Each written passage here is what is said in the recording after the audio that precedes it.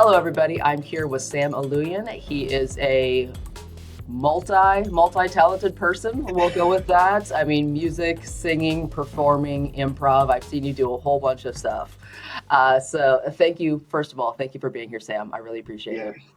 thanks for having All me, of right. course. The first thing, we'll focus a little bit more on music today. We're definitely going to have you back on the show because you're so awesome. We want you to come back as much as possible. So we're going to focus a little bit more on your music just for today. And so my first question is, if someone needs music in any capacity and they come to you Mm, like, hey, Sam, I kind of need music, what are the first things that you ask them? Like, what is it? What hmm questions do you ask yourself, and what questions do you ask them to figure out what it is that they actually need? Yeah, so with anybody that asks like what kind of music or like the music that they need, the first thing that I always ask is like what vibe are they going for? Because I immediately, when someone ever comes up to me and asks for music, it's normally for film for whatever reason. Yeah, because people want underscoring and it costs money to get licensing for music that they may want. So a lot of times when they first immediately ask me, I'm thinking in my mind, okay, first, what is the vibe that you are like wanting to go for? I normally ask them like, hey, can you send me like what like a clip or even the full thing if they have it already set so that I can watch it because immediately I want to like be able to sit, watch it with them and understand, okay, what are they wanting the audience to feel in that way? Um, because really when it comes down to music, and this is like really breaking it down in such a simple way, and it's a lot more complicated than that. It's either fast or slow or happy or sad is the way it goes. That's But great. it's so true. It kind of is, like it's either, I mean, obviously there's so much more like genre, right? You can go like jazz or you can go like, and that's what I mean too. It's like what genre might also you might be looking for, right? Because depending if it's like a dark theme, then I might want to go more for something that is a little bit more like in like a minor key and not to get so technical, but yeah, something that sounds a little bit more like evil and that kind of vibe. But if something's happening where it's exciting and it's like the best day ever, then obviously I'm not going to go for that juxtaposition of like a different type of like sound. I want to go for something that's a little bit more happy. So that is like the immediate thing that I'm thinking of. In terms of like if they're asking like there's no like technical, I wouldn't necessarily say. The first thing I immediately think of is like, okay, what do you need in that sense? Because there's so many different ways. If it's film, another part is like, I don't know if we want to get into this, but like with improv, it's a lot more like even complicated in that sense. Um, because so I was talking to somebody the other day, and I was talking about like there's like these two sides of the brain that comes with music in a way. One is the type that you learn like the basics of music, like beats and major and minor keys and different things like that. But the second part that is a lot difficult and harder to teach is actually understanding what is going on and reading what is happening and reading people's faces and all that.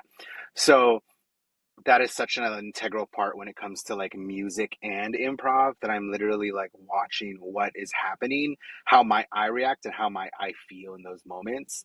And so it's a little bit more convoluted and complicated because you can't teach somebody how to read something. It's almost like you have to be so in tune with yourself that like you just kind of understand the vibe of what's happening and then you adjust as necessary. So that's kind of like the ins and outs a little bit more of when it comes to music and improv, but like with film, it's a little bit more complicated. hmm I Yeah. have so many questions. I don't know what order to put them in. All right. Yes. One of the questions I was going to throw you a curveball, but you kind of jumped on it a little bit where you said it's a little hard to teach people how to read situations. I'm also a musician, so I know what you're talking Mm, about when you say that. And a curveball I was going to throw you is, can you teach someone rhythm?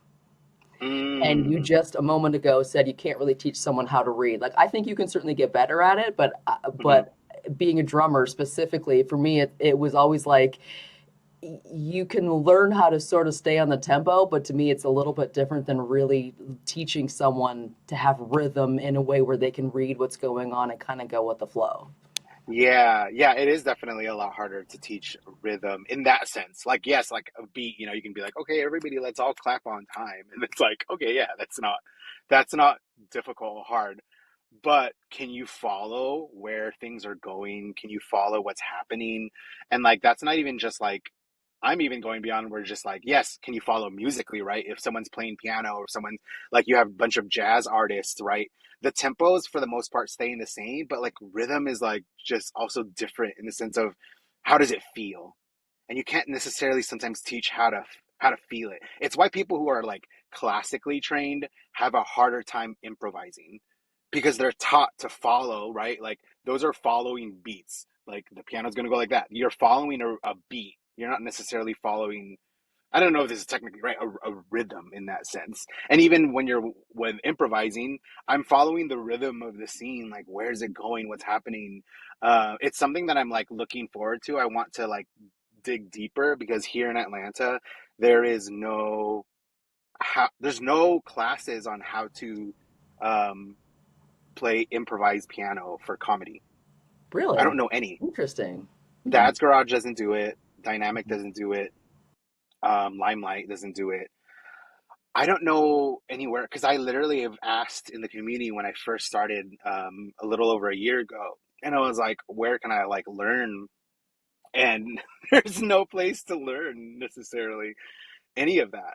And it is complicated in the sense of like, yes, you can have the basic knowledge of playing piano specifically, or but following following like people acting and what's happening in the scene and also learning the like give and take because I'm not just following some in some moments I might be leading and the actors follow me. So it's a little bit more complicated in that sense. So it's just not like it's harder to teach that. And I think yeah, I'm curious of how to put that into like a class. Yeah, that's interesting because I like as a drummer, I mean, it's kind of what you were saying. I mean, I started just in regular band and then I moved up to marching band and did swing band and I did jazz band and did orchestras and all these other things. And for me personally, I didn't like the jazz as much. Like I could do Mm, it, but I wasn't an amazing jazz drummer. I also like listening to jazz, but I just don't like mm, playing it as much because I didn't necessarily have that passion of, oh, I love playing jazz music. It just wasn't something that I followed into. However, I'm pretty good at writing music, even jazz music, and conducting that sort of thing. But for me, playing it, it's like I kind of liked the structure a little bit more. So I really yeah, excelled in the other things where there was a little bit more of a defined border, and then I could play around with that. Whereas jazz sometimes can be a total free for all. And I it is. enjoy Yeah. listening to it, but for me, playing it, it was like it's I like it, but I don't have like a passion for it, so I'm just not going to chase it down because that's not a thing that I want to do. But Yeah, I it is think look I okay. think I think you should start if there's no one doing classes, I think you should start the classes. And I'm a big fan of I don't think you necessarily have to be an expert at something because it sounds like you Hmm. want to learn more yourself. I don't think you have to Hmm. be an absolute expert at something to run a class because even when I'm directing, I've done directing longer than I've done anything else in my whole life. And even when I'm directing, I'm still asking for other people's opinions, bringing other Hmm. people in. Like I like learning and growing myself while I'm doing something. So I think you should do the class and get the best people that you can and make it a collective thing so that you're all kind of moving forward together.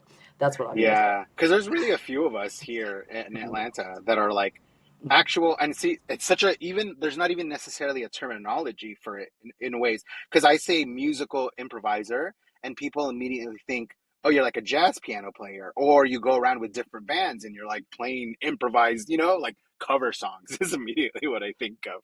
But as like um I guess you'd be like an improv musician for, uh, I don't know, like you'd be like, yeah, I guess an improv musician is the closest I can think of to that, saying that. But it's like, yeah, it's just not something there's a very far into few of us here. And like, it's, some people have so many different ways. I think like even with like Dad's Garage, I think we're trying to figure out how we can all get even on the same exact page, because everyone even plays so differently and does different things. Or like, oh, I'll play here, and then someone will be like, oh no, I normally won't play there. Or someone will be like, oh, I'll just like emphasize things in there.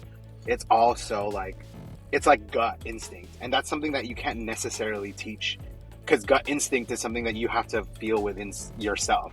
So it's almost like I have to teach you how to be in tune with yourself in order for you to understand gut and instinct.